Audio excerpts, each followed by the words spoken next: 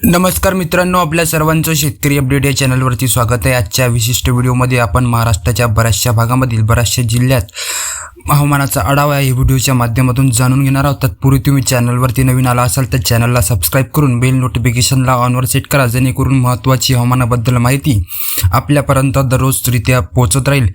या ठिकाणी तुम्ही बघू शकत असाल की महाराष्ट्राच्या रडारवरती की महाराष्ट्राच्या बऱ्याचशा जिल्ह्यामध्ये आज 10 जून 2026 रोजी दुपारनंतर म्हणजेच की 5 ते 6 वाजताच्या दरम्यान आपल्याला मुसळधार स्वरूपाचा पाऊस वादळी वाऱ्यासह बघायला मिळणार आहे। तर ते कोणते जिल्हे कोणते तालुके आहेत ते आपण या व्हिडिओच्या माध्यमातून जाणून घेणार आहोत। व्हिडिओला कुठेही स्किप न करता व्हिडिओला शेवटपर्यंत नक्की बघा।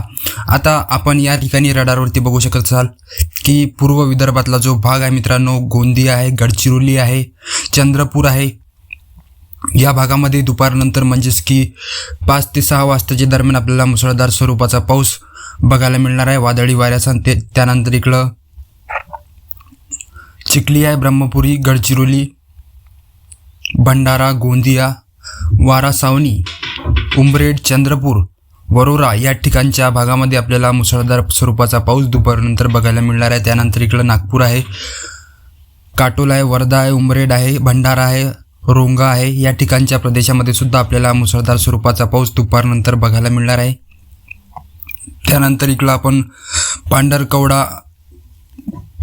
आहे, यवतमाळ आहे, घाटंजी आहे, उंबरी आहे, आर्णी आहे, दारवा, दिग्रसनेर या ठिकाणच्या प्रदेशामध्ये सुद्धा आपल्याला मुसळधार स्वरूपाचा पावसाचा अंदाज हवामान खात्याने दुपारनंतर व्यक्त केलेला आहे। त्यानंतर इकडं कारंजा, लाड आहे, मंगरुळपीर आहे, रिसोड आहे, वाशिम आहे, मालेगाव या ठिकाणच्या प्रदेशामध्ये सुद्धा आपल्याला मुसळधार स्वरूपाचा पाऊस वादळी वाऱ्याचा दुपारनंतर बघायला मिळणार आहे। त्यानंतर इकडं पातूर आहे, अकोला, पाटी, दर्यापूर, मूर्तिजापूर, अकोट, तेलारा, बाळापूर या ठिकाणच्या प्रदेशामध्ये सुद्धा आपल्याला मुसळधार स्वरूपाचा पावसाचा अंदाज दुपारनंतर बघायला मिळणार आहे। त्यानंतर घामगाव आहे, नांदूर आहे, जळगाव, जामोद, मलकापूर, बुलढाणा, चिखली, जानेफळ, मेहकर या प्रदेशामध्ये सुद्धा दुपारनंतर आपल्याला वादळी वाऱ्यासह विजांचा कडकडाट व मुसळधार स्वरूपाचा पावसाचा अंदाज हवामान खात्याने व्यक्त केलेला आहे। त्यानंतर आपण खानदेशमधला जो प्रदेश आहे मित्रांनो, भुसावळ, यावल, रावेर, बऱ्हाणपूर, मुक्ताईनगर, जामनेर, जळगाव या ठिकाणच्या प्रदेशामध्ये सुद्धा आपल्याला मुसळधार स्वरूपाचा पावसाचा अंदाज दुपारनंतर बघायला मिळणार आहे। त्यानंतर चोपडा आहे, अंबळनेर, एरंडोळ, परोळा, पाचोरा, धुळे, शिरपूर या प्रदेशामध्ये सुद्धा आपल्याला दुपारनंतर मध्यम स्वरूपाचा पावसाचा अंदाज हवामान खात्याने व्यक्त केलेला आहे। तर या ठिकाणी आपण जो खानदेश आणि विदर्भातला जो प्रदेश आहे मित्रांनो, या भागामध्ये आपल्याला मुसळधार स्वरूपाचा पावसाचा अंदाज दुपारनंतर बघायला मिळणार आहे। त्यानंतर आपण मराठवाड्यामध्ये आलो,